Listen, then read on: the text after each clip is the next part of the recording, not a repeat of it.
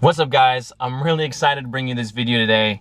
I wanted to make it to, encourage or inspire or motivate some of you guys out there that are struggling to either, start running or, get more condition at running.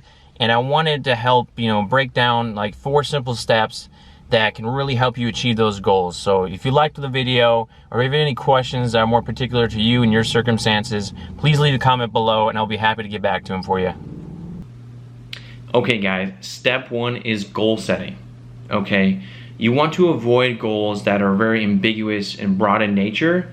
You know how goals usually start off, which is not bad, but you want to make it more specific, with more intent. And that way you can set up a training plan over time to go about achieving it. So an acronym I like to use is SMT, which stands for specific, measurable, and time bound. Okay, when a goal is specific, I'll give you an example of a good goal. It'd be like, I want to run a 1 mile in 7 minutes in 3 months from now. So you have a 3-month time period to run a 7-minute mile. So 1 mile is specific. Now you can create a training plan over those 3 months that centers around training for that 1 mile run. It's measurable, right? So you can quantify that time. So now you can have, during your training and your aerobic and anaerobic, training events, you can set up paces and goals to set within those individual workouts to work towards achieving that overall 7-minute time. And then time bound is very important because when you have that 3-month time period, now you can break it up into 1-month segments to work in a linear fashion to achieving that goal, right? There's some focus on it, there's clarity to it. So, and then it also allows you to be accountable as well. So if you don't put a time on it, it has an endless date, then you won't have an excuse to skip a workout, and it'll force you to be more consistent. So it's very important to have a very specific goal that has those, those 3 letters, specific, measurable, and time bound in mind to allow you to properly not only think of the goal with intention, but how to find a way to do it over time and successfully achieve that goal. Alright guys, step 2 is establishing a baseline. Okay, a baseline is important for 3 reasons. 1, it has a nice easy transition into more focused and intense running, as your mileage goes up and you have some diversity in your workouts. But 2, it helps you build an aerobic base. Okay, you need a solid aerobic base before you start doing very intense and grueling workouts to acclimate your body to the idea of running frequently and running in general, getting your coordination up. And then lastly, it helps you build a habit, okay, of running. So, it takes on average 3 weeks for someone, an average person, to develop something and make it become a habit, right? When something's a habit in its habitual nature, it doesn't require a lot of willpower and determination to go out and execute that training plan or whatever you're doing for that goal or whatever habit you're trying to make.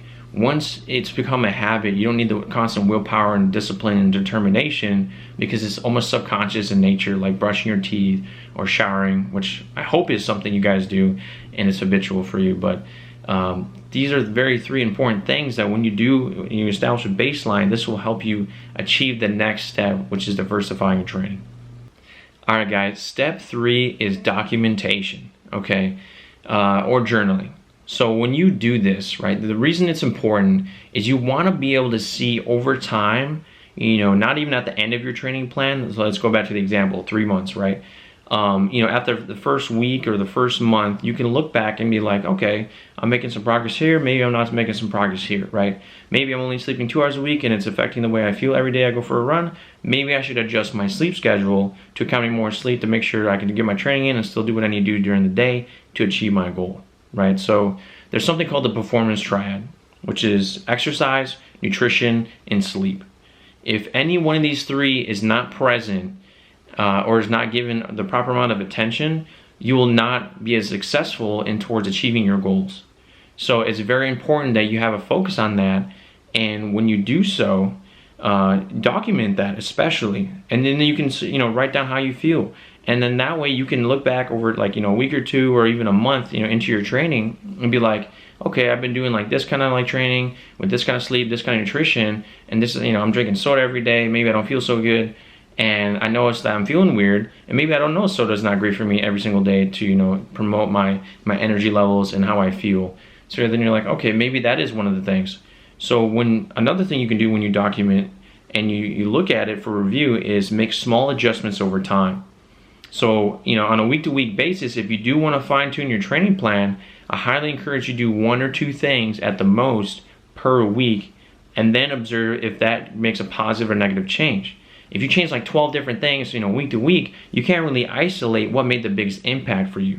And so it's hard to learn about what works well for you and what doesn't, which brings me into my last point is when you document, the best value you can get from your creating your own training plan and, you know, executing it and then documenting it is learning something about yourself.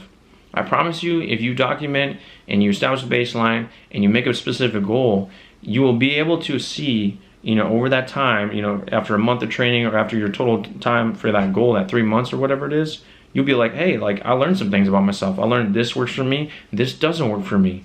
So that's very important. Education is power. And so when you can do that and you can annotate that, that is huge for your success. All right, guys, 4th and final step is developing and implementing a training plan. Okay, we talked about, you know, goal setting, we talked about journaling and documenting your progress, and we talked about establishing a baseline.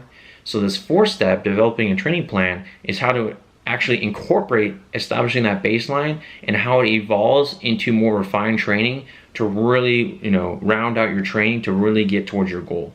So establishing a baseline, I recommend trying to work up to 10 miles a week, depending on where your fitness is, seeing how it feels. You want to do, you know, a few runs a week, let's say 3 or 4, and you want to do it at a slow conversational pace for some distance, right?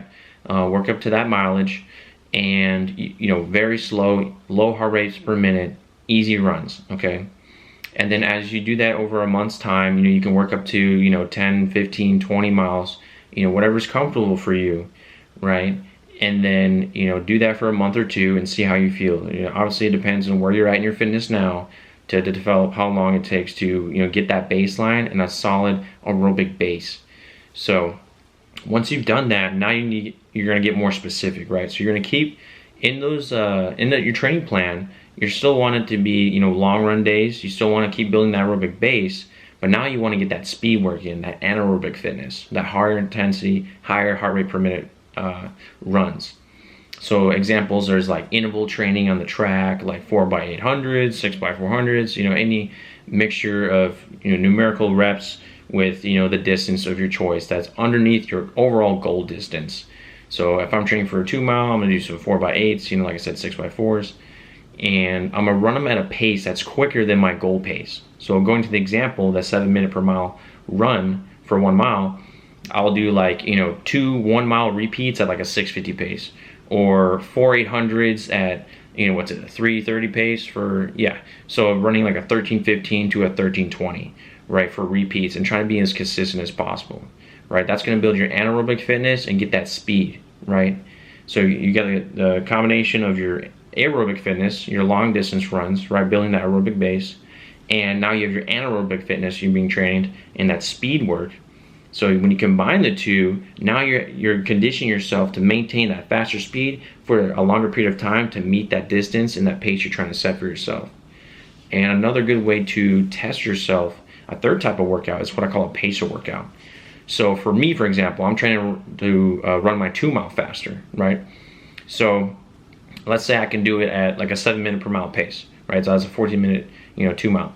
So I'm gonna run like a 7:15 pace for 2 miles, or excuse me, 2.5 miles, and see if I can maintain that, right? So now I'm getting that pace and developing that pace so that when I actually do the race day or the day I want to test myself on my goal, whatever it is, I want to see what kind of pace I can hold so I don't burn myself out too quickly, and I get used to running, you know, with the results of both my speed and my endurance training, and see where I'm at. So it helps, it's like a litmus test almost as well. So alright guys, you stayed to the end of the video. Thank you so much. Hopefully you enjoyed the tips. Hopefully you enjoyed the help. If you have any questions, again, leave in the comments. I'll get an answer to it. If you like the video, please leave a like. If you want to see more of this content and you like what I do, please subscribe. You guys have a blessed day.